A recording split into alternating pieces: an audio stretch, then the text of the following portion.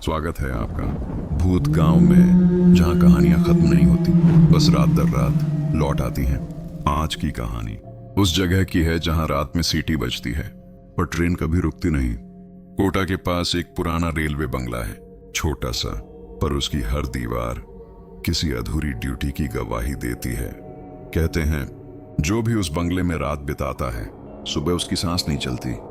कहानी शुरू करने से पहले कमेंट में बताइए आप किस शहर या गांव से हमें सुन रहे हैं और अभी रात के कितने बजे हैं। अगर ये कहानी सच जैसी लगे, अगर सच में सिहरन महसूस हो, तो चैनल भूत गांव को सब्सक्राइब कर लीजिए, क्योंकि यहाँ हर रात एक नया बंगला, एक नई आत्मा और एक नई कहानी आपका इंतजार करती है। तो चलिए अब बंद कीजिए लाइट्स, कानों में हेडफोन लगाइए और तैयार हो जाइए उस स्टेशन के लिए जहां मरे हुए स्टेशन मास्टर की ड्यूटी आज भी पूरी नहीं हुई। कोटा की हवा उस शाम अजीब तरह से स्थिर थी, जैसे किसी ने शहर के ऊपर अदृश्य पर्दा खींच दिया हो और हर आवाज को मुलायम सी कैद कर रखा हो। पुरानी अंधेरी सड़कों से होकर टैक्सी जब रेलवे बंगले के फाटक पर रुकी, तो सूरज की आखिरी लपटें टूटी दीवारों पर ऐसे सरक रही थीं जैसे कोई थका हुआ सांप। फाटक के लोहे पर जंग के चक्के जमा थे। कोटा रेलवे बंगलोज का उखड़ा हुआ बोर्ड हवा में हल्का हल्का हिल रहा था, पर ध्वनि जैसे भीतर ही दब कर रह जाती। राजीव मिश्रा ने खिड़की से गर्द झाड़ी, किराया चुकाया और बैग कंधे पर टांग लिया। साथ ही उतरी रीना, अपनी शॉल कसते हुए अनजाने में ही आसमान की तरफ देखती, मानो पूछ रही हो यही है। राजीव ने हल्का सा मुस्कुराकर सिर हिलाया। अर्जेंट क्वार्टर इसी बंगले में है, ऊपर के कमरे हमारे लिए। बस कुछ दिन, जब तक नया आवास अलॉट नहीं हो जाता। फाटक के भीतर कदम रखते ही चूने के उखड़े फर्श ने स्वागत में मेहमानों के जूते चरमरा दिए। सामने फैला आंगन, जिसके बीच में सूखा कुआं और किनारे किनारे बेलों ने दीवारों को जैसे बाहों में भर रखा हो। ऐन उस वक्त सामने वाले बरामदे में लालटेन जलती दिखी और उसकी रोशनी में एक झुकी हुई परछाई हिली। बुजुर्ग, दुबला सफेद मूंछों वाला आदमी, शॉल ओढ़े, हाथ में लालटेन, आंखों में ऐसी चौकन्नी चमक जो रात के रहस्यों को पहचानती हो। आ गए बाबू। उस आवाज में सालों की धूल थी और थकन भी। जी श्यामलाल चौकीदार? राजीव ने पूछा। यही हूं, लेकिन उसने दहलीज पर रुककर कहा, रात में यहां मत रहना। रीना का हाथ अनायास कस गया। राजीव मुस्कुरा दिया। क्यों, भूत प्रेत में यकीन रखते हैं क्या? श्यामलाल ने लालटेन ऊंची उठाकर दोनों चेहरों को तौल लिया, फिर बंगले की ओर देखा, जैसे दीवारों के कान उगाए हों। यकीन रखने से क्या होता है बाबू, जो है वो है। रात होते ही ये जगह अपनी नहीं रहती। रेलवे का बंगला है, सरकार का। राजीव ने हल्की हंसी में कहा। सरकार दिन में चलती है बाबू, रात में किसी और की ड्यूटी लगती है। श्यामलाल ने फुसफुसाकर जोड़ा। स्टेशन मास्टर विष्णु प्रसाद। 40 साल पहले की बात है। वह वाक्य हवा में अधूरा रह गया, जैसे किसी ने देर से बजने वाली घंटी को छाती में ही रोक लिया हो। दूर कहीं, बहुत दूर, शायद नदी की तरफ, एक सूखी सी सीटी की आवाज फूटी। इतनी धीमी कि उसे आवाज कहना ठीक ना हो, पर इतनी तीखी कि कानों में नुकीले कांटे सी चुभ जाए। रीना ने सिर घुमाकर अंधेरी पटरी की दिशा देखी। वहां कुछ नहीं था, बस धुंध की महीन चादर और झाड़ियों में उलझती हवा। बरामदे में घुसते ही ठंडक बढ़ गई। दीवारों पर लगी पुरानी तस्वीरें धूल से ढकी थीं। एक फोटो में यूनिफॉर्म पहने आदमी, छाती पर नेम प्लेट की धुंधली चमक। विष्णु प्रसाद। आंखें कुछ ऐसे देखती कि तस्वीर से बाहर उतर जाए। भावनाहीन नहीं, बल्कि बहुत ज्यादा भावनाओं से भरी हुई, जैसे किसी आदेश की जिद में फंसी हो। ये कमरा आपका? श्यामलाल ने पुराने ताले की खटखट में दरवाजा खोला। अंदर लकड़ी की अलमारी, एक चौड़ी मेज और कोने में धूल से भरा टाइपराइटर, कुंजियों पर जमी स्याही पपड़ी बन चुकी थी। यह अभी तक पड़ा है? राजीव ने पूछा। छोड़ गया था कोई, श्यामलाल ने कहा। कहते हैं टाइप करता रहता था। वह रुका, आंखों में दुविधा चमकी। रात में पुराने बंगले में पुरानी आवाजें आती हैं, राजीव ने सहजता से कहा। लकड़ी की दरारें बोलती हैं, हवा कहानियां सुनाती है। वैज्ञानिक बात है। श्यामलाल ने गहरी सांस ली। वैज्ञानिक बात तब तक है बाबू, जब तक घड़ी 12 के पार नहीं जाती। रीना बिस्तर समेटने लगी। चादर में पुरानी केरोसिन की गंध ठहरी थी, जैसे स्मृतियों ने अपने लिए जगह बना ली हो। बाहर से लोहे के गेट की किर्रर हवा जोर से गुजरी। बरामदे के कोने में लटकता पंखा जड़त्व में थरथराया, पर चला नहीं। श्यामलाल जाते जाते पलटा। कह दिया, रात में मत रुकना।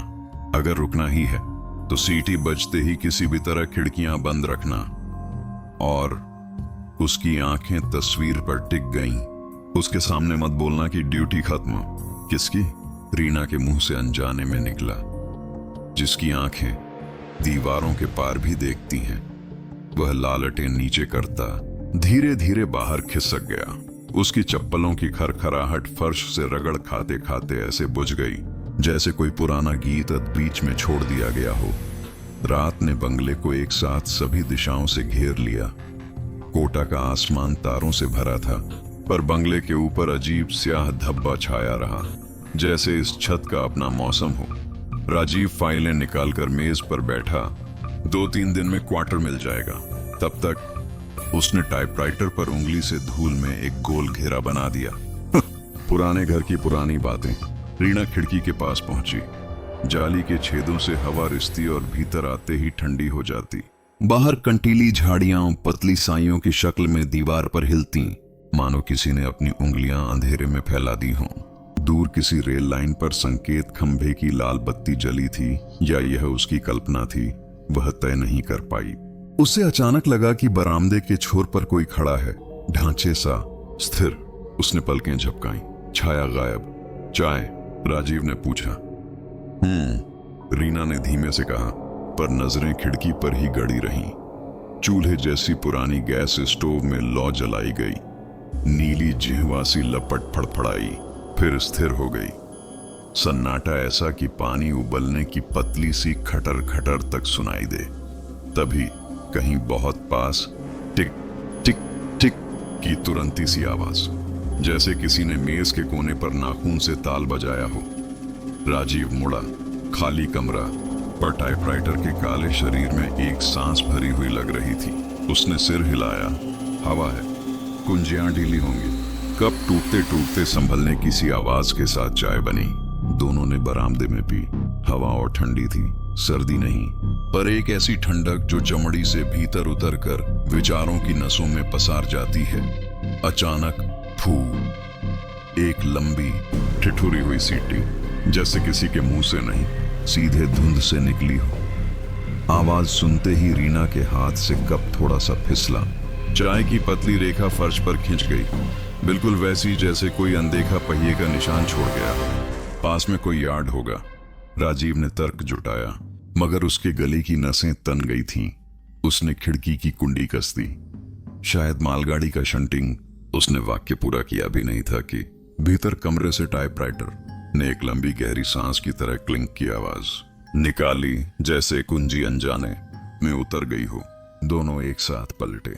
दरवाजे के शीशे के पार अंधेरे कमरे में मेज की सतह पर पीतल का छोटा सा नाम पट धीमे धीमे तिरछा हो रहा था, रोशनी पकड़ते हुए। स्टेशन मास्टर के अक्षर धुंध से बाहर आते, फिर समा जाते। तुमने देखा? रीना ने फुसफुसाकर पूछा। प्रतिबिंब होगा, राजीव ने कहा, पर उसकी आवाज में भी अब कांप का महीन दर्जा था। उसने दरवाजा खोला, कमरे में कदम रखा। हवा अचानक भारी। कोने की दीवार से मोमी सी गंध आई, जैसे कहीं मोमबत्ती अभी अभी बुझी हो। टाइपराइटर के सामने पुराने कागजों का एक बंडल पड़ा था। ऊपर का कागज पीला, किनारे सलेटी। राजीव ने उंगलियां बढ़ाईं। कागज को छूते ही वह बहुत हल्की नमी से भरा लगा, जैसे किसी ने अभी अभी उस पर सांस छोड़ी हो। और फिर टिक, एक कुंजी नीचे दबी। किसी अदृश्य उंगली ने उसे थामी, छोड़ा। कागज हिला नहीं, क्योंकि उसमें कागज था ही नहीं। टाइपराइटर खाली था। राजीव ने झटके से हाथ पीछे खींच लिया। कमरे का तापमान एकदम गिर गया। रीना ने शॉल और कस ली। खिड़की की ओट से बाहर की झाड़ियों में कुछ सरका, जैसे किसी ने पांव घसीट कर आगे रखा हो। उसी क्षण दीवार पर लगी विष्णु प्रसाद की तस्वीर के शीशे पर धुंध बैठ गई, सांस की धुंध। और उस पर उंगली से किसी ने भीतर से एक छोटी सी रेखा खींच दी। रेखा ने दर्पण पर 2 शब्द लिख दिए, धुंधलके में उभरते, गिरते, फिर उभरते, रात, ड्यूटी, दूर, बहुत दूर। किसी अदृश्य प्लेटफॉर्म पर झुटपुटे में सीटी ने दूसरी बार सांस ली। फू। श्यामलाल के शब्द राजीव के कानों में फिर से बर्फ बनकर गिरे। सीटी बजते ही खिड़कियां बंद रखना और ड्यूटी खत्म मत कहना। बरामदे की लालटेन अपने आप हल्की हल्की झिलमिलाने लगी, मानो हवा नहीं, किसी का संयत प्रशिक्षित कदम बरामदे में उतर आया हो। टाइपराइटर ने एक लंबा क्लैक किया और कमरे की नजर नहीं रही। वह एक ड्यूटी रूम में बदल गया, जिसके भीतर घड़ी की टिक टिक सुनाई नहीं देती, सिर्फ आदेश चलते हैं। राजीव ने बिना कुछ कहे खिड़की की कुंडी जड़ से चढ़ा दी, दरवाजा बंद किया और रीना का हाथ पकड़कर बिस्तर की तरफ बढ़ा। बाहर सूखे कुएं में किसी ने जैसे छोटा सा कंकड़ फेंक दिया। टप। हवा में एक वाक्य ठहरा था, किसी और युग से, किसी और स्टेशन से। अपनी पोजीशन पर रहो, ट्रेन को निकलना है। और बंगला मानो पुराने आदेश पर चुपचाप सावधान की मुद्रा में खड़ा हो गया। सुबह की धूप ने कोटा के उस पुराने रेलवे बंगले को कुछ देर के लिए जगा दिया था। दीवारों पर हल्की सुनहरी लपटें रेंग रही थीं, पर भीतर अब भी अंधकार का एहसास था, जैसे पिछली रात किसी अदृश्य चीज ने अपनी मौजूदगी वहीं छोड़ दी हो। राजीव मिश्रा दरवाजे के पास खड़ा था, चाय का कप हाथ में लिए। सामने टेबल पर वही पुराना टाइपराइटर रखा था, शांत, स्थिर, लेकिन भीतर से कुछ कहता हुआ। रात को जो हुआ वह सिर्फ आवाज थी। उसने खुद से कहा, हवा या शायद धातु के सिकुड़ने की ध्वनि, कुछ अलौकिक नहीं। रीना ने धीरे धीरे कमरे में झांका। उसकी आंखों के नीचे हल्का नीला घेरा था। नींद नहीं आई थी। राजीव, उसने धीमे स्वर में कहा, तुमने देखा था? उस पर क्या लिखा था? राजीव ठिठका। किस पर? तस्वीर के शीशे पर 2 शब्द, रात, ड्यूटी। राजीव ने जवाब नहीं दिया। उसकी नजरें उस तस्वीर पर टिक गईं। अब शीशे पर कुछ नहीं था, सिर्फ सर्दी की हल्की धुंध। उसने लंबी सांस ली। भ्रम था। इंसान जब डरता है तो चीजें देखता है जो असल में होती नहीं। रीना कुछ नहीं बोली। उसके चेहरे पर वह चुप्पी थी जो सच से टकरा चुकी हो, पर जवाब नहीं ढूंढ पा रही हो। शाम का साया दिन भर राजीव रेलवे स्टेशन पर रहा। फाइलों की ढेर, सिग्नल की जांच, नई ट्रैक की रिपोर्ट। लेकिन जब शाम ढली और ऑफिस खाली होने लगा, चौकीदार श्यामलाल चुपचाप उसके पास आया। बाबू, उसने धीमी आवाज में कहा, कल रात सुनी थी ना सीटी? राजीव ने पेन रख दिया। हाँ, सुनी थी। तुमने भी सुनी? श्यामलाल ने आंखें झुका ली। मैं तो सुनता ही हूं हर रात, अब तो आदत सी पड़ गई है। कौन बजाता है वो सीटी? श्यामलाल। वही जिसकी ड्यूटी अब भी चल रही है, बूढ़े ने कहा। विष्णु प्रसाद, स्टेशन मास्टर। 40 साल पहले की बात है। रात के 11 बजे ट्रेन का एक्सीडेंट हुआ था। वो आखिरी तक ट्रैक पर खड़ा रहा, सबको बचाने की कोशिश की, और जब खुद पटरी पर गिरा तो उसके हाथ से सीटी छूट गई थी। कहते हैं जब तक कोई उसकी अधूरी ड्यूटी पूरी नहीं करेगा वो चैन से नहीं जाएगा। राजीव ने हल्का व्यंग्य किया। और वो ड्यूटी क्या है? श्यामलाल की आंखों में धुंध जम गई। वो खुद भी नहीं जानता, बस हर रात टाइपराइटर पर कुछ टाइप करता है। क्या टाइप करता है? आप आज रात देख लेना। बाबू, बस ध्यान रखना, जब टिक टिक शुरू हो तब बाहर मत निकलना। श्यामलाल चला गया और राजीव के मन में एक बेचैन जिज्ञासा बैठ गई। क्या सच में कुछ है यहाँ? रात दोबारा उतरती है, रात 8 बजे। बंगले के चारों और धुंध मोटी होती जा रही थी। हवा में एक सीली सी गंध थी, पुराने तेल और लोहे की मिली जुली। रीना खिड़की पर पर्दे लगा रही थी, जबकि राजीव टेबल पर लैंप जला चुका था। तुम फिर देर रात तक काम करोगे? रीना ने पूछा। हाँ, थोड़ी रिपोर्ट पूरी करनी है, राजीव ने जवाब दिया।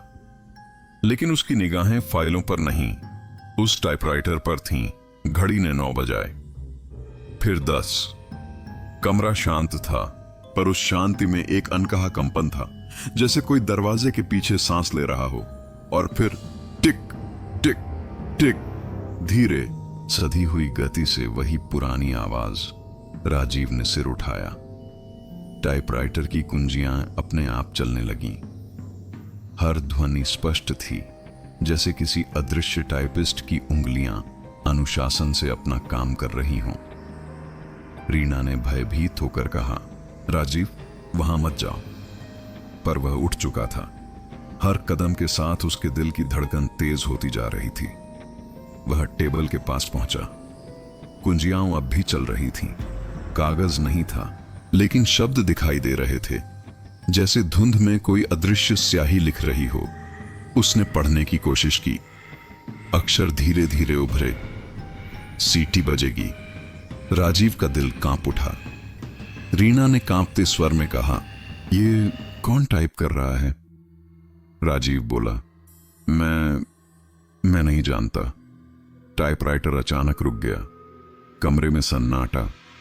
फिर घड़ी ने 12 बजाए। उसी क्षण खिड़की के बाहर से एक लंबी सीटी बजी, तेज, भेदती हुई, जैसे किसी आत्मा की पुकार। रीना चीखते हुए पीछे हटी। राजीव, वहां देखो। राजीव ने खिड़की की ओर देखा। धुंध के पार एक आकृति खड़ी थी। रेलवे यूनिफॉर्म, टोपी, हाथ में लालटेन और चेहरे पर पीली झिलमिलाहट।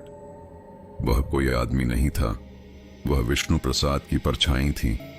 तस्वीर वाला चेहरा अब जीवंत पर निर्जीव आंखों के साथ। वह बरामदे की ओर बढ़ रहा था। हर कदम के साथ लकड़ी की फर्श कर्र कर्र की आवाज करती और हवा में केरोसिन की गंध गहराती जाती। राजीव ने झटके से खिड़की बंद की। रीना, पीछे रहो। पर उसी समय टाइपराइटर फिर से चल पड़ा। अब उसकी कुंजियां बेकाबू होकर बज रही थीं। ड्यूटी अधूरी है, ड्यूटी अधूरी है, ड्यूटी अधूरी है। कमरा कांप उठा। लालटेन अपने आप जल गई। दीवार पर लगी विष्णु प्रसाद की तस्वीर में आंखों के नीचे नीली रोशनी चमकने लगी। रीना सिहरते हुए बोली, राजीव, वो हमें देख रहा है। राजीव ने मेज के नीचे से तस्वीर उठाई। उसका शीशा अब धुंध से नहीं, अंदर से भरा हुआ था, जैसे किसी ने भीतर से सांस छोड़ी हो। और फिर बंगले के बाहर वही आवाज आई, अपनी पोजीशन पर रहो, ट्रेन को निकलना है। राजीव ने रीना को बाहों में लिया और दरवाजे की तरफ भागा। लेकिन दरवाजा जाम था। बाहर से वही सीटी तीसरी बार बजी। इस बार इतनी पास कि पूरा बंगला हिल गया। टाइपराइटर की कुंजियां एक आखिरी शब्द टाइप करती हैं, रात अभी बाकी है। राजीव के हाथ कांपते हुए हैंडल पर टिके रहे। रीना ने सिसकते हुए सिर झुका लिया। बाहर धुंध के बीच कोई यूनिफॉर्म पहने आकृति अब उनके दरवाजे के ठीक सामने खड़ी थी। सीटी होठों तक और आंखों में वो शांति जो सिर्फ मरने के बाद की ड्यूटी निभाने वाले को मिलती है। सुबह की हल्की किरणें कोटा रेलवे बंगले की धूल भरी खिड़कियों से भीतर उतर रही थीं, मगर उनके उतरते ही मालूम होता था जैसे वे किसी ठहरे हुए समय में प्रवेश कर रही हों। हवा अब भी भारी थी। पिछली रात की सीटी, टाइपराइटर की टिक टिक और उस धुंध में खड़ी आकृति जैसे बंगले की हर दीवार में दर्ज हो चुकी हो। राजीव मिश्रा नींद से नहीं जागा था। वह रात भर जागता रहा था। उसकी आंखों में डर नहीं, बल्कि एक अजीब सी जिज्ञासा थी। ये सब अगर असली नहीं तो इतना सटीक कैसे? वह सोचता रहा। रीना अब भी थकी हुई सी लग रही थी। उसके चेहरे पर स्याही के दाग जैसे रात की परछाइयां चिपक गई हों। राजीव, आज ऑफिस मत जाना, उसने कहा। मुझे सच जानना है रीना। किसी न किसी तरह समझना होगा कि ये सब क्यों? रीना ने डर से कहा, क्या तुम्हें उस आत्मा से बात करनी है? राजीव ने ठंडी सांस छोड़ी। अगर वो कोई आत्मा है तो शायद कुछ कहना चाहती है। कल रात लिखा था ड्यूटी अधूरी है, मतलब कोई काम पूरा नहीं हुआ। श्यामलाल चौकीदार सुबह सुबह आया, आंखों के नीचे गहरे घेरे। उसके हाथ में पीतल की चाबी थी जो जंग से हरी पड़ चुकी थी। बाबू, उसने थकी आवाज में कहा, आपको कुछ दिखाना है। वह राजीव और रीना को बंगले के पीछे वाले हिस्से में ले गया। एक पुराना स्टोर रूम जिसकी छत पर मकड़ी के जाले जैसे किसी ने बुने हों। श्यामलाल ने ताले में चाबी डाली और धीरे से घुमाई। खट खट आवाज गूंजी। दरवाजा खुला। अंदर पुराने रजिस्टर, फाइलें और टूटी हुई लालटेनें बिखरी थीं। कोने में एक लकड़ी का संदूक रखा था जिस पर उभरा नाम दिखा, V Prasad, station master. Shyamlal ने कांपते हाथों से संदूक खोला। उसमें एक पुरानी चमड़े की डायरी थी, काले कवर पर सुनहरी रेखाएं, अब धूमिल। राजीव ने सावधानी से पहला पन्ना खोला। उस पर लिखी तारीख थी 13 नवंबर 1985 और नीचे शब्द, आज रात भी ट्रेन नंबर 401 को समय पर निकालना है, चाहे जो हो जाए। रीना ने धीमे स्वर में कहा, ट्रेन नंबर 401, वही तो एक्सीडेंट वाली थी ना? श्यामलाल ने सिर हिलाया।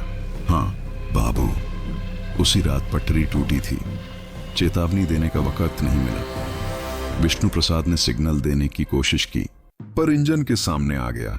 राजीव डायरी पलटता गया। हर पन्ने में वही अनुशासन, वही लग्न, पर आखिरी पन्ना आधा लिखा हुआ था। स्याही बिखरी हुई, जैसे लिखते वक्त हादसा हुआ हो। उस पर लिखा था, अगर ट्रेन रुकी नहीं तो मेरी ड्यूटी अधूरी रह जाएगी। नीचे कुछ उभरे हुए निशान, जैसे उंगलियों के निशान स्याही में धंसे हों। रीना कांप गई। राजीव, उसने ये शब्द अपनी मौत से पहले लिखे होंगे। राजीव का दिल धड़कने लगा। ड्यूटी अधूरी है, वही वाक्य जो टाइपराइटर ने रात में टाइप किया था। श्यामलाल ने धीमी आवाज में कहा, बाबू, लोग कहते हैं कि उसके मरने के बाद हर रात वही स्टेशन मास्टर आता है और टाइपराइटर पर रिपोर्ट टाइप करता है जो अधूरी रह गई थी। और फिर सीटी? राजीव ने पूछा। हाँ, वो ट्रेन को सिग्नल देने की कोशिश करता है, हर रात वही सिग्नल, वही सीटी। राजीव ने डायरी को ध्यान से देखा। पन्नों से मिट्टी गिर रही थी, पर बीच में एक कागज मोड़ा हुआ था, आधा जला हुआ। उस पर सिर्फ 2 शब्द बचे थे, रेलवे बंगला, सिग्नल रूम। रीना ने फुसफुसाकर कहा, वो यहीं लौटता है, अपनी पोस्ट पर। राजीव ने तय किया कि वह आज रात उस सिग्नल रूम में जाएगा। श्यामलाल ने तुरंत मना किया, मत करना ये गलती बाबू, वहां जाने वाला कभी ठीक नहीं लौटता। आपने देखा ना, वो सीटी मौत की खबर देती है। राजीव ने कहा, मैं डरने नहीं आया हूं श्यामलाल, अगर उसकी आत्मा सच में फंसी है तो उसे मुक्त करने का तरीका भी तो होगा। श्यामलाल ने अपनी झुकी आंखें ऊपर उठाईं। फिर याद रखना बाबू, आत्मा को मुक्त करने के लिए उसकी अधूरी ड्यूटी पूरी करनी पड़ती है। राजीव ने दृढ़ स्वर में कहा, अगर वही रास्ता है तो मैं पूरी करूंगा।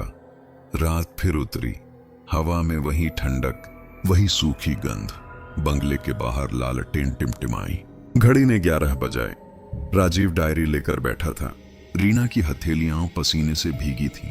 अचानक बाहर से कदमों की आवाज आई, धीरे, सधी हुई चाल, जैसे कोई ड्यूटी पर जा रहा हो।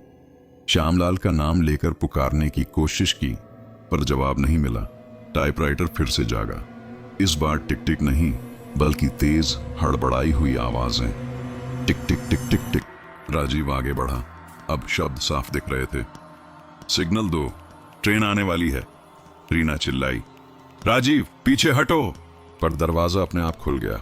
बाहर घनी धुंध के बीच वही यूनिफॉर्म पहने आकृति खड़ी थी, विष्णु प्रसाद, स्टेशन मास्टर। उसके हाथ में लालटेन थी और होंठों पर अटकी सीटी। चेहरे पर न कोई भाव, न डर, बस एक गहरी थकान, जैसे सदियों से किसी आदेश का इंतजार कर रहा हो। राजीव ने कांपती आवाज में कहा, तुम्हारी ड्यूटी अधूरी है विष्णु प्रसाद, बताओ क्या करना है। उस आत्मा ने सिर झुकाया और धीरे से लालटेन उठाई। उसकी नीली आंखों की चमक दीवार पर पड़ी, जहां पर वही शब्द अब उभर रहे थे, अंतिम सिग्नल देना है। टाइपराइटर की कुंजियां फिर चलीं। अब हर अक्षर जैसे दीवार पर गूंज रहा था। ट्रेन को मंजिल तक पहुंचाना है। रीना ने आंखें बंद कर ली। कमरा ठंड से नहीं, किसी अदृश्य उपस्थिति से कांप रहा था। राजीव ने धीरे धीरे लालटेन उठाई, जैसे आदेश मान रहा हो। विष्णु प्रसाद की आत्मा मुस्कुराई, पहली बार। और उसी क्षण बाहर की अंधेरी पटरी पर एक भूतिया सिग्नल जल उठा, लाल से हरा। राजीव को लगा समय ने जैसे पल भर को सांस रोक ली हो। दूर से आती एक मध्यम सीटी हवा में घुली, फू। और फिर बंगले की दीवारों पर लिखे 3 शब्द जगा उठे, ड्यूटी अधूरी है। अब कहानी वहां नहीं रुकी थी, बल्कि यहीं से चैप्टर 4 भूतिया सिटी की शुरुआत होती है, जहां राजीव और रीना उस ट्रेन की असली सवारी देखेंगे जो अब केवल आत्माओं के लिए रुकती है। कोटा की रात उस दिन असामान्य रूप से शांत थी, इतनी शांत कि पत्ते भी जमीन पर गिरने से डर रहे हों। रेलवे बंगले की दीवारों पर दिन की गर्मी की बची खुची सांसें थम चुकी थीं, पर बंगले के अंदर हवा का तापमान गिर चुका था। हर सांस, हर हलचल, हर नजर किसी अदृश्य उपस्थिति के बोझ तले दबती जा रही थी। राजीव मिश्रा लालटेन की लौ को सीधा करता रहा, जबकि रीना चौकी पर बैठी लगातार बाहर झांक रही थी। उसकी आंखों में भय की एक स्थायी परछाई जम गई थी। श्यामलाल चौकीदार आंगन में फटे कंबल में लिपटा बैठा था, होंठों में राम नाम बुदबुदाते हुए। पर वह जानता था कुछ होने वाला है। राजीव बाबू, उसने धीमी आवाज में कहा, आज रात अगर सीटी बजे तो खिड़कियां खोलना मत। भूतिया सिग्नल आज भी जल सकता है। राजीव ने जवाब नहीं दिया। उसकी नजरें लगातार टेबल पर रखी विष्णु प्रसाद की डायरी पर टिकी थीं। अधूरा वाक्य, अंतिम ट्रेन को मंजिल तक पहुंचाना है, उसके दिमाग में हथौड़े की तरह गूंज रहा था। रात के 11 बजे धीरे धीरे बंगले के बाहर धुंध उतरने लगी। पहले आंगन, फिर गेट, फिर रेलवे लाइन तक। वह धुंध साधारण नहीं थी, उसकी मोटाई में अजीब सी नीली चमक थी, मानो किसी बुझते दीपक ने अपनी अंतिम रोशनी वहीं छोड़ दी हो। रीना ने कहा, राजीव, क्या तुम्हें लगता है वो आ जाएगा?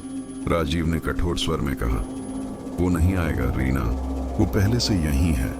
और जैसे ही उसने यह कहा, टाइपराइटर अपने आप हिल उठा। पहले हल्की आवाजें, टिक टिक टिक, फिर अचानक गति तेज हुई, टिक टिक टिक टिक टिक। कुंजियां बेतहाशा चलने लगी और बिना कागज के भी स्याही जैसे हवा में उभरने लगी। ट्रेन आ रही है, रीना चीख पड़ी। श्यामलाल ने मुंह पर कपड़ा रख लिया और जमीन पर सिर झुका दिया। राजीव ने धीरे से लालटेन उठाई। बस अब समझना है यह आत्मा क्या चाहती है। वह दरवाजे तक पहुंचा। बाहर धुंध इतनी घनी थी कि 5 कदम आगे कुछ नहीं दिखता था, पर दूर कहीं एक हल्की सी लाल रोशनी झिलमिला रही थी, जैसे सिग्नल जल उठा हो। राजीव और रीना दोनों सावधानी से बाहर निकले। हवा ठंडी नहीं थी, मृत थी, हर चीज स्थिर थी, पर फिर भी कुछ चल रहा था। एक ऐसी चाल जो दिखाई नहीं देती, सिर्फ महसूस होती है। रीना, पीछे रहो, राजीव ने कहा। उसने सिर हिलाया, पर उसके पैर खुद ब खुद चलते रहे, जैसे कोई अदृश्य धागा उसे खींच रहा हो। रेलवे लाइन धुंध में डूबी थी, लेकिन अचानक दूर से एक पुराना स्टीम इंजन उभरता दिखा। भाप नहीं, धुंध निकालता हुआ। उसकी हेडलाइट पीली और टिमटिमाती, मानो कई साल बाद किसी भूली बिसरी स्मृति को रोशन करने की कोशिश कर रही हो। राजीव, रीना ने कांपते हुए कहा, ये ट्रेन, ये तो पुरानी लग रही है, जैसे 80 के दशक की। वही ट्रेन नंबर 4 हुए। राजीव ने बुदबुदाया। ट्रेन धीरे धीरे आगे बढ़ रही थी, पर पटरी पर कोई आवाज नहीं, ना इंजन की धड़कन, ना लोहे की घर्षण, सिर्फ हवा में गूंजती एक ही आवाज, सीटी सीटी सीटी। हर बार वही टोन, वही लय, वही दूरी, जैसे कोई आत्मा रूट क्लियर का इशारा दे रही हो। श्यामलाल ने कांपते हुए कहा, वो देखो सामने प्लेटफॉर्म पर। राजीव ने देखा, वहां विष्णु प्रसाद स्टेशन मास्टर खड़ा था। वही यूनिफॉर्म, वही टोपी, वही लालटेन, लेकिन अब उसकी आंखें पूरी तरह सफेद थीं और होंठों पर जमी स्याही जैसी मुस्कान वह सिग्नल की दिशा में मुड़ा और अपनी सीटी को धीरे धीरे मुंह तक ले गया। धुंध में सन्नाटा फट गया। उसकी सीटी के साथ ट्रेन के डिब्बे हल्के हल्के चमकने लगे, जैसे वे असली नहीं पर स्मृति में बने हों। राजीव आगे बढ़ा। विष्णु प्रसाद, उसने जोर से कहा। वह आत्मा पलटी, चेहरा बुझी रोशनी में और डरावना हो गया। राजीव ने डायरी आगे बढ़ाई। तुम्हारी ड्यूटी अधूरी है, बताओ क्या करना है। विष्णु प्रसाद की आत्मा कुछ नहीं बोली, बस अपनी उंगली से धुंध में कुछ लिखा। सिग्नल 2। राजीव समझ गया। वह आगे बढ़ा, पटरी के पास लगे पुराने सिग्नल लीवर की ओर गया। रीना चीखी, राजीव मत छूना, पर अब बहुत देर हो चुकी थी। राजीव ने लीवर पकड़ा और नीचे खींचा। क्लैंक, सिग्नल लाल से हरा हो गया। इसी क्षण ट्रेन की हेडलाइट पूरी तरह जल उठी। भूतिया ट्रेन पूरी गति में थी। उसका इंजन धुंध को चीरता हुआ राजीव के ठीक सामने से गुजरा। उसकी खिड़कियों में कोई इंसान नहीं था, बस धुंधली आकृतियां, मुसाफिरों की आत्माएं जो शायद दशकों से मंजिल की तलाश में थीं। राजीव की आंखों में आंसू थे। जाओ, तुम्हारी मंजिल अब साफ है। विष्णु प्रसाद ने धीरे से सीटी होठों तक ली और आखिरी बार बजाई। फू। ट्रेन पटरी पर दूर जाती गई और जैसे जैसे वह आगे बढ़ी, उसका इंजन पारदर्शी होता गया। आखिरी डिब्बा गायब होने से पहले राजीव ने देखा, खिड़की में विष्णु प्रसाद की आत्मा मुस्कुरा रही थी, हाथ जोड़कर सलाम करते हुए। जब सब खत्म हुआ, धुंध धीरे धीरे छोटने लगी। राजीव वहीं खड़ा था, लालटेन उसके हाथ में बुझ चुकी थी। रीना उसके पास आई, आंसुओं से भरी आंखों से बोली, क्या अब वो चला गया? राजीव ने कहा, हाँ, पर शायद अब भी उसकी ड्यूटी पूरी नहीं हुई। श्यामलाल ने कांपते होंठों से कहा, नहीं बाबू, अब उसकी सीटी नहीं बजेगी। वो ट्रेन आखिर मंजिल तक पहुंच गई। तीनों बंगले की ओर लौटे। हवा में एक शांति थी, भारी मगर मीठी। राजीव ने आखिरी बार पटरी की ओर देखा। वहां अब कुछ नहीं था, बस पुरानी रेल की ठंडी चमक और हवा में गूंजती हल्की सी फुसफुसाहट। ड्यूटी पूरी होने तक स्टेशन नहीं छोड़ना। रीना ने उसका हाथ थाम लिया। लालटेन की बुझी लौ जैसे फिर से जलने की कोशिश कर रही थी, और उस क्षण बंगले की दीवार पर टंगी विष्णु प्रसाद की तस्वीर मुस्कुराई। आंखों में अब थकान नहीं थी, बल्कि संतोष था। रात के 3 बज रहे थे। कोटा का रेलवे बंगला अब शांत था, पर वो शांति डरावनी थी, जैसे किसी ने समय की सांस रोक दी हो। राजीव मिश्रा और रीना दोनों बिस्तर पर लेटे थे, लेकिन नींद दोनों की आंखों से कोसों दूर थी। टाइपराइटर अब शांत था, पर कमरे में अब भी स्याही और केरोसिन की गंध फैली हुई थी, वही गंध जो हर बार आत्मा के आने से पहले महसूस होती थी। रीना की आंखें धीरे धीरे बंद हो गईं, लेकिन उसका मन जाग रहा था। और तभी एक सीटी हवा में गूंजी, बहुत पास, बहुत जीवंत। कमरा अंधेरे से भरा था, पर उस आवाज ने उसे किसी और दुनिया में खींच लिया। रीना अब बिस्तर पर नहीं थी, वह एक पुराने रेलवे स्टेशन के प्लेटफॉर्म पर खड़ी थी। सामने कोटा जंक्शन 1985 का बोर्ड लटक रहा था।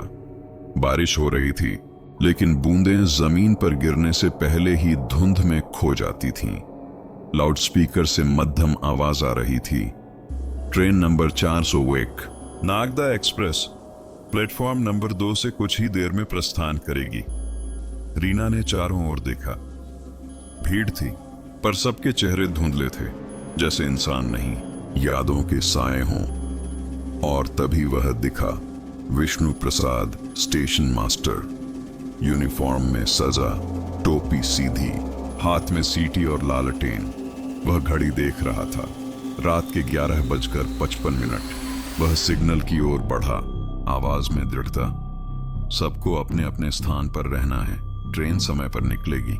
एक सहायक बोला, सर पटरी की जांच अधूरी है। जांच बाद में होगी, यात्रियों को देर नहीं होनी चाहिए। रीना जैसे दृश्य में फंस गई थी। वह चिल्लाना चाहती थी, रुको। उस रात पटरी टूटी थी, पर उसकी आवाज किसी ने छीन ली थी। विष्णु प्रसाद ने सीटी होठों तक लाई।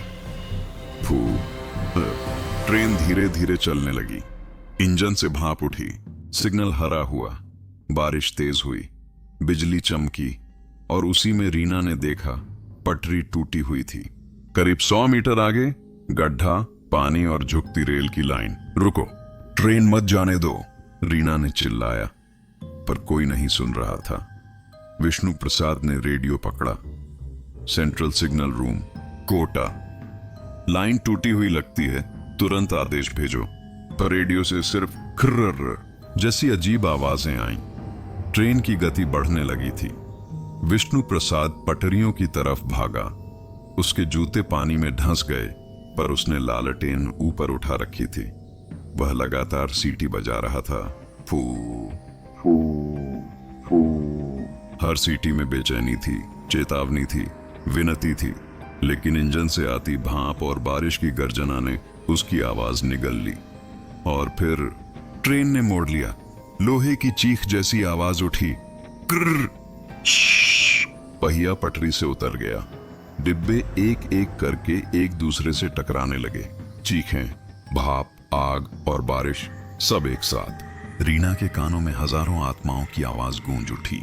विष्णु प्रसाद ने दौड़ते हुए इंजन तक पहुंचने की कोशिश की। ब्रेक लगाओ, ब्रेक लगाओ। पर इंजन का ड्राइवर पहले ही मारा जा चुका था। स्टीम पाइप फट चुका था। वह खुद आगे बढ़ा और लालटेन उठाकर सिग्नल के सामने खड़ा हो गया। ट्रेन का डिब्बा उसके सामने आता गया। उसकी सीटी आखिरी बार गूंजी। फू। और अगले ही पल एक जोरदार धमाका। भाप, आग और धुंध, सब कुछ सफेद हो गया। रीना ने आंखें ढक ली। जब उसने दोबारा देखा, सब शांत था। बारिश रुक चुकी थी। प्लेटफॉर्म पर कोई नहीं था। सिर्फ विष्णु प्रसाद का शरीर पटरी पर पड़ा था। सीटी उसकी मुट्ठी में कसकर पकड़ी हुई। उसकी यूनिफॉर्म धूल और खून से सनी थी, पर चेहरा शांत था, जैसे वह अब भी आदेश की प्रतीक्षा में हो। धीरे धीरे उसकी आत्मा उठी। सफेद धुंध से बनी आकृति, हाथ में वही लालटेन और सीटी। उसने सामने जली हुई ट्रेन की तरफ देखा और बहुत धीमे कहा, ट्रेन को मंजिल तक पहुंचाना था, पर नहीं पहुंची। फिर उसने पीछे मुड़कर उसी दिशा में देखा जहां बंगला था। वह चला, सीटी बजाते हुए, जैसे अपनी ड्यूटी पर लौट रहा हो। रीना ने सिहर कर देखा। बंगले की दिशा में उसकी परछाई धुंध में समा गई। रीना की आंखें खुली। वह बिस्तर पर थी, सांसें तेज। राजीव उसके पास था। कांपते हुए बोला, रीना, क्या हुआ? उसने कांपते हुए कहा, मैंने देखा राजीव, मैंने सब देखा। उसका एक्सीडेंट, उसका दर्द। श्यामलाल, जो बाहर चौकी पर था, अंदर आया। बिटिया, तुम्हें उसने दिखाया है जो किसी को नहीं दिखाता। उसकी आत्मा तब तक शांत नहीं होगी। रीना फुसफुसाई, जब तक वो ट्रेन मंजिल तक नहीं पहुंचती। राजीव ने गहरी सांस ली। तो अब हमें वही करना होगा, उसकी ड्यूटी पूरी करनी होगी। श्यामलाल ने कांपते स्वर में कहा, बाबू, आत्मा के साथ ड्यूटी करना खेल नहीं। जो उसके साथ गया वो लौटा नहीं। राजीव ने कहा, अगर लौटना न भी हुआ तो कोई बात नहीं, पर किसी इंसान की ड्यूटी जो मौत के बाद भी निभा रहा है, वो अधूरी नहीं रहनी चाहिए। रीना ने उसका हाथ पकड़ लिया। हम साथ चलेंगे। बाहर हवा फिर से तेज हुई।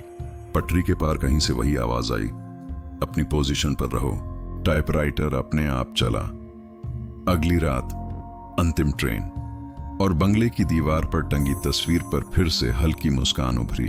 विष्णु प्रसाद की आंखें मानो कह रही थीं, अब समय आ गया है मेरी ड्यूटी पूरी करने का। सुबह का आसमान धुंध से भरा था, पर उस धुंध में एक अजीब ठहराव था, जैसे किसी ने वक्त को बांध रखा हो। राजीव मिश्रा बंगले के बरामदे में बैठा विष्णु प्रसाद की डायरी के पन्ने पलट रहा था। हर पन्ने से स्याही की गंध के साथ कोई अनकही आवाज निकलती, जैसे कोई धीरे धीरे कुछ समझा रहा हो। रीना उसके पास बैठी थी। उसके चेहरे पर नींद नहीं थी, बल्कि उस भय का असर था जो अब उसकी नसों में बस चुका था।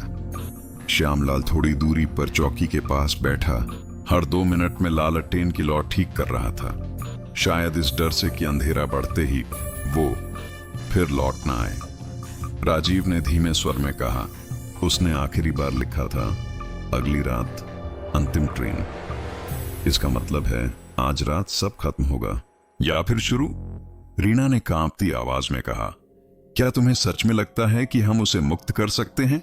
हाँ, राजीव बोला, अगर हम वही करेंगे जो वो चाहता है, उसकी ड्यूटी पूरी, उसे अंतिम ट्रेन को मंजिल तक पहुंचाना है, शायद उसकी आत्मा तब मुक्त हो जाएगी। श्यामलाल ने सिर झुका लिया। बाबू, आत्मा को मुक्त करना इतना आसान नहीं, वो तुम्हें अपने जैसा बना भी सकती है।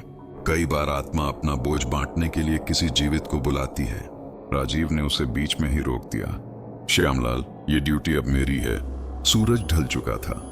बंगले के चारों ओर वही अजीब सन्नाटा उतर आया था। रीना ने कमरे की खिड़कियों पर मोटे पर्दे लगा दिए, लालटेनें जला दी और टेबल पर टाइपराइटर के पास वही डायरी रख दी। श्यामलाल ने बरामदे के बाहर नमक और सरसों का तेल छिड़का। पुराने लोगों की मान्यता थी कि इससे आत्माएं बाहर रहती हैं। ये सब व्यर्थ है, राजीव बोला। अगर वो आना चाहता है तो आएगा। हमें उसकी भाषा में जवाब देना होगा, ड्यूटी की भाषा में। घड़ी ने जैसे ही 11:55 बताए, हवा में वही पुरानी धुन उठी, टिक टिक टिक। टाइपराइटर की कुंजियां अपने आप चलने लगीं। इस बार वे तेज नहीं थीं, बल्कि सधी हुई थीं, जैसे कोई रिपोर्ट लिखी जा रही हो। राजीव आगे बढ़ा और देखा, कुंजियां टाइप कर रही थीं। सिग्नल तैयार करो, ट्रेन को मंजिल तक भेजना है। रीना ने भयभीत होकर कहा, राजीव अब रुक जाओ। राजीव ने गहरी सांस ली। नहीं, ये उसकी आखिरी पुकार है, सीटी की पुकार। अचानक कमरे का तापमान गिर गया। बाहर की खिड़कियां अपने आप खुल गईं। धुंध के भीतर से वह परिचित परछाई उभरी। विष्णु प्रसाद, स्टेशन मास्टर। वही यूनिफॉर्म, वही लालटेन, वही शांत चेहरा। वह सीधे टेबल के पास आया, टाइपराइटर के सामने खड़ा हो गया। राजीव ने देखा, अब कुंजियां खुद नहीं चल रही थीं, बल्कि उसके सामने खड़ी आत्मा टाइप कर रही थी। हर अक्षर के साथ उसके पारदर्शी हाथों से नीली रोशनी की झिलमिल लहरें निकलती। ट्रेन तैयार है, सिग्नल दो। राजीव कांप उठा। रीना ने आंसुओं से भीगी आवाज में कहा, वो तुम्हें सिग्नल देने को कह रहा है। राजीव ने लालटेन उठाई और बंगले के पीछे वाली ट्रैक की ओर बढ़ा। श्यामलाल डर से उसके पीछे गया। बाबू, वहां मत जाओ। पर अब राजीव की चाल थमी नहीं। ट्रैक के पास वही पुराना सिग्नल पोस्ट था, लोहे का, जंग लगा, पर अब भी खड़ा। राजीव ने जब उसकी लीवर को छुआ तो ठंडी बिजली सी उसके शरीर में दौड़ गई। अचानक हवा कांप उठी, धुंध फटने लगी और दूर से इंजन की सीटी गूंजी। फू! धीरे धीरे एक भूतिया ट्रेन धुंध से उभरने लगी। वही इंजन, वही नंबर 401, वही डिब्बे, वही अधूरी यात्रा। पर इस बार इंजन पर कोई नहीं था। सिर्फ धुंध की परतों में विष्णु प्रसाद की आत्मा इंजन के सामने खड़ी थी, सीटी होठों तक, आंखें आदेश देने को तैयार। राजीव ने लीवर नीचे खींचा। सिग्नल लाल से हरा हुआ। उसी क्षण इंजन ने गहरी सांस ली। भाप नहीं बल्कि नीली रोशनी उगली और पटरी पर सरकने लगा। रीना दूर से चिल्लाई, राजीव वापस आओ। श्यामलाल ने उसके हाथ थामे। बिटिया, अब बाबू उसकी ड्यूटी का हिस्सा बन गए हैं। ट्रेन धीरे धीरे गुजरने लगी। उसके भीतर अब भी आत्माएं थीं। उनके चेहरे खिड़कियों में झिलमिला रहे थे। कोई रो रहा था, कोई मुस्कुरा रहा था। राजीव ने देखा, हर आत्मा उसके सामने झुक रही थी, जैसे आशीर्वाद दे रही हो। ट्रेन के आखिरी डिब्बे के जाते ही विष्णु प्रसाद ने लालटेन राजीव की ओर बढ़ाई। उसके चेहरे पर एक गहरी मुस्कान थी, शांत, आभारी। तुमने मेरी ड्यूटी पूरी की। उसकी आवाज हवा में घुली। अब मैं जा सकता हूं। और फिर वह धीरे धीरे धुंध में विलीन होने लगा। लालटेन की लौ हवा में तैरती रही, फिर बुझ गई। उस पल बंगले के भीतर टाइपराइटर की अंतिम टिक सुनाई दी। ड्यूटी पूरी हुई। सुबह का सूरज कई महीनों बाद उस बंगले की दीवारों को छू रहा था। रीना ने खिड़की खोली। बाहर चिड़ियों की चहचहाहट थी, हवा हल्की और गर्म। श्यामलाल बरामदे में बैठा था, आंखों में सुकून। राजीव स्टेशन की दिशा में देख रहा था, मुस्कुराते हुए। वो चला गया। रीना ने धीरे से पूछा, अब सीटी नहीं बजेगी? राजीव बोला, अब जो बजेगी वो मौत की नहीं, याद की होगी। दूर से एक ट्रेन गुजरी, असली, धूप में चमकती हुई। पर उसके बाद की हवा में एक हल्की सी, बहुत कोमल सीटी अब भी गूंज रही थी। फू! न डरावनी, न उदास, बस एक विदाई की तरह। श्यामलाल ने सिर झुकाया। ड्यूटी खत्म नहीं हुई बाबू, वो अब तुम्हारे जरिए चलेगी। राजीव मुस्कुराया। शायद यही उसकी मंशा थी, ड्यूटी जिंदा रहे। सुबह की धूप कोटा के पुराने रेलवे बंगले की टूटी दीवारों पर ऐसे उतर रही थी जैसे सालों की नींद टूट रही हो। चारों ओर सन्नाटा था, पर वह भय वाला सन्नाटा नहीं, शांति का सन्नाटा था। राजीव मिश्रा बरामदे में बैठा लालटेन के जले हुए शीशे को धीरे धीरे साफ कर रहा था। उसके चेहरे पर थकान थी, लेकिन आंखों में सुकून। रीना कमरे से बाहर आई। उसके चेहरे पर मुस्कान थी जो कई दिनों बाद लौटी थी। अब सब खत्म हो गया है ना? उसने पूछा। राजीव ने हल्की मुस्कान दी। हाँ रीना, वो ट्रेन अपनी मंजिल तक पहुंच गई। श्यामलाल चौकीदार लकड़ी की छड़ी टेकता हुआ बरामदे तक आया। उसने आसमान की ओर देखा और धीरे से बोला, बाबू आत्मा को मोक्ष मिल गया। लेकिन राजीव ने पूछा, लेकिन क्या श्यामलाल? कुछ आत्माएं बाबू पूरी तरह नहीं जाती, वो अपना अंश छोड़ जाती हैं ताकि ड्यूटी की याद जिंदा रहे। राजीव ने उसकी बात पर ध्यान नहीं दिया। उसे लगा अब सब सच में खत्म हो गया है। पर उस रात बंगले में फिर एक हल्की सीटी गूंजी। रात धीरे धीरे उतरी। हवा फिर वही जानी पहचानी ठंडक लेकर आई। रीना ने दरवाजे की कुंडी चढ़ाई, पर उसके मन में बेचैनी थी। राजीव स्टेशन की रिपोर्ट टेबल पर देख रहा था, पर ध्यान बार बार खिड़की की ओर चला जाता। तुम भी महसूस कर रहे हो ना? रीना ने पूछा। राजीव ने सिर हिलाया। हाँ, जैसे वो हवा में है। और तभी पुराने टाइपराइटर से एक हल्की आवाज आई, टिक। फिर सन्नाटा, फिर दोबारा टिक टिक। राजीव धीरे धीरे आगे बढ़ा। कुंजियां हिली और बिना कागज के 2 शब्द टाइप हुए, अंतिम ट्रेन। रीना का चेहरा पीला पड़ गया। श्यामलाल ने अपनी लालटेन कसकर पकड़ी। बाबू, ये बुलावा है। जो आत्मा मुक्त हो चुकी होती है वो बस एक बार लौटती है अपने आखिरी विदा के लिए। आधी रात के करीब रेलवे लाइन के पास फिर वही धुंध उठी, पर इस बार धुंध में कोई भय नहीं था, बस एक अजीब सी चमक। राजीव, रीना और श्यामलाल तीनों पटरी की ओर बढ़े। हवा में वह गंध थी, स्याही, धूल और भाप की मिलीजुली महक। राजीव ने देखा दूर से ट्रेन नंबर 401 फिर से उभर रही थी, मगर इस बार उसके डिब्बे सुनहरी रोशनी से चमक रहे थे। ट्रेन धीरे धीरे उनकी ओर बढ़ी, बिना आवाज के। हर डिब्बे की खिड़की में वही चेहरे, पर अब मुस्कुराते हुए, जैसे सबने अपनी मंजिल पा ली हो। इंजन पर विष्णु प्रसाद स्टेशन मास्टर खड़ा था। इस बार उसके चेहरे पर न थकान थी न पीड़ा, सिर्फ शांति। वह राजीव की ओर देखकर सीधा सलाम करता है। राजीव अनायास आगे बढ़कर झुक गया। आपकी ड्यूटी अब पूरी है सर। विष्णु प्रसाद की आत्मा मुस्कुराई। उसने लालटेन उठाई और धीरे धीरे ट्रेन की ओर इशारा किया, मानो कह रहा हो, अब मैं जा रहा हूं। ट्रेन की हेडलाइट की रोशनी ने पूरा आकाश सुनहरा कर दिया। फिर पलक झपकते ही सब कुछ गायब। न इंजन, न पटरी, न धुंध, बस एक धीमी सीटी हवा में गूंजी। फू, और फिर शांति। सुबह सूरज की पहली किरण बंगले की खिड़की से भीतर आई। राजीव ने देखा, टेबल पर रखा टाइपराइटर पूरी तरह शांत था, पर उसके बगल में एक चीज रखी थी, वही सीटी जो कभी विष्णु प्रसाद के हाथ में थी। उस पर लिखा था, ड्यूटी अब तुम्हारी है। राजीव ने सीटी उठाई। रीना ने मुस्कुराकर कहा, शायद वो चाहता है कि तुम उसकी तरह अपनी जिम्मेदारी निभाओ, बिना थके, बिना डरे। श्यामलाल ने लालटेन बुझाई और बोला, अब ये बंगला शांत रहेगा।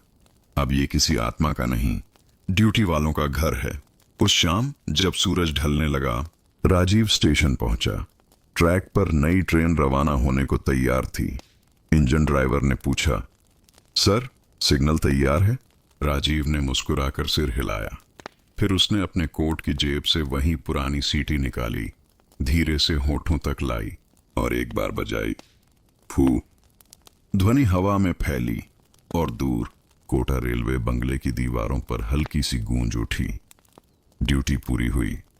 रीना स्टेशन पर खड़ी थी। उसकी आंखों में आंसू थे, पर मुस्कुराहट भी। श्यामलाल ने आसमान की ओर देखा। वहां बादलों के बीच जैसे कोई आकृति खड़ी थी, यूनिफॉर्म पहने, सलाम करते हुए। राजीव ने सीटी जेब में रखी और ट्रेन को रवाना किया। इंजन की आवाज गूंजी और फिर हवा में एक आखिरी वाक्य फुसफुसाया गया, ड्यूटी कभी नहीं मरती। सुबह की कोटा की हवा उस दिन अलग थी। वह ठंडी नहीं, शांत थी, जैसे वर्षों पुरानी बेचैनी अब कहीं दूर चली गई हो। रेलवे बंगले की दीवारों पर धूप की परतें थीं, जो अब डरावनी नहीं लग रही थीं। हर ईंट, हर खिड़की, हर दरवाजा जैसे गहरी नींद के बाद मुस्कुरा रहे हों। राजीव मिश्रा बरामदे में बैठा, चाय की चुस्की लेते हुए बंगले की दीवारों को देख रहा था। वही बंगला जिसने उसे मौत, डर और आत्मा का सच दिखाया था, अब उतना ही शांत लग रहा था जितना कभी भयावह था। रीना पास आई। उसकी आंखों में हल्की चमक थी। अब सच में खत्म हो गया है ना? उसने पूछा। राजीव ने मुस्कुराते हुए कहा, हाँ रीना, उसकी ड्यूटी पूरी हो गई और शायद हमारी भी। श्यामलाल चौकीदार फाटक के पास खड़ा था, उसी तरह जैसे पहली बार मिला था, लालटेन हाथ में, आंखों में अनुभवों की झुर्रियां। बाबू, उसने कहा, अब ये जगह खाली लगती है। पहले यहां किसी की परछाई घूमती थी, अब बस शांति है। राजीव ने हंसते हुए कहा, शांति भी तो उसकी देन है श्यामलाल। सही कहा बाबू। आत्मा अगर अपने फर्ज से मुक्त हो जाए तो जगह भी सांस लेने लगती है। रीना ने खिड़की से बाहर झांका। वही पुराना कुआं, वही टूटी दीवार, मगर अब हवा में एक अलग सी मिठास थी। वह बोली, राजीव, क्या हम यहां से अब जा रहे हैं? राजीव ने सिर हिलाया, हाँ, अब इस बंगले की ड्यूटी खत्म। हमें नई जगह पोस्टिंग मिल गई है, जयपुर। श्यामलाल ने हल्की मुस्कान के साथ कहा, जयपुर बढ़िया जगह है बाबू, लेकिन याद रखना, ड्यूटी वहीं रहनी चाहिए जहां दिल हो। तीनों ने शाम तक सामान समेट लिया। बंगले के भीतर अब सिर्फ एक मेज, टाइपराइटर और दीवार पर टंगी विष्णु प्रसाद स्टेशन मास्टर की तस्वीर बची थी। रीना ने धीरे से उस तस्वीर के सामने अगरबत्ती जलाई। धीरे धीरे धुएं की पतली लकीर उठी, जैसे आत्मा को विदाई मिल रही हो। राजीव ने टाइपराइटर पर नजर डाली। उसने महीनों बाद उसे छुआ। कुंजियां अब भी ठंडी थीं, पर इस बार उनमें कोई डर नहीं था। उसने मन ही मन कहा, धन्यवाद विष्णु प्रसाद जी, आपने मुझे सिखाया कि ड्यूटी इंसान की मौत से बड़ी होती है। और तभी टिक, एक कुंजी अपने आप नीचे गई। कागज नहीं था, फिर भी शब्द जैसे हवा में उभर गए। ड्यूटी पूरी हुई। रीना ने आंसू पोंछे। श्यामलाल ने लालटेन झुकाई। राजीव ने सलाम किया। सर, आपकी ड्यूटी का सम्मान रहेगा। रात ढलने लगी। सामान टैक्सी में रखा जा चुका था। राजीव आखिरी बार बंगले के सामने रुका। बरामदे की खिड़की से हल्की रोशनी झिलमिला रही थी। शायद आखिरी बार। रीना ने पूछा, क्या हम इसे हमेशा के लिए छोड़ रहे हैं? राजीव बोला, नहीं रीना, कुछ जगहें छोड़ी नहीं जाती, वो तुम्हारे भीतर रहती हैं, तुम्हारी यादों की तरह। श्यामलाल ने लालटेन की लौ बुझाई और धीरे से फाटक बंद किया। लेकिन उसी पल हवा में एक बेहद हल्की सी सीटी गूंजी, बहुत दूर, बहुत धीमी, पूं, जैसे कोई कह रहा हो, अब स्टेशन खाली है और ड्यूटी खत्म। रीना ने मुस्कुराकर आसमान की ओर देखा। वो अब चैन से है राजीव। राजीव ने सिर हिलाया। हाँ, और हम भी। कुछ महीने बाद जयपुर स्टेशन पर राजीव की नई पोस्टिंग थी। वह एक नई ट्रेन के प्रस्थान के समय सिग्नल दे रहा था। ड्राइवर ने खिड़की से पूछा, सर, सिग्नल क्लियर। राजीव ने मुस्कुराकर जेब से वही पुरानी सीटी निकाली। हवा में उसने एक बार फिर वही आवाज छोड़ी, फू। ट्रेन धीरे धीरे चलने लगी। सिग्नल हरा हुआ और उस पल प्लेटफॉर्म के सन्नाटे में राजीव को लगा जैसे कोई अदृश्य आकृति उसके पीछे खड़ी है। वही यूनिफॉर्म, वही लालटेन, वही सलाम करने वाला हाथ। वह पलटा। कुछ नहीं था, सिर्फ धूप में चमकती पटरी और हवा में गूंजती फुसफुसाहट। ड्यूटी पूरी हुई। कोटा का रेलवे बंगला, स्टेशन मास्टर की वापसी। डर का अंत तब होता है जब इंसान अपने फर्ज को मौत से ऊपर रखता है।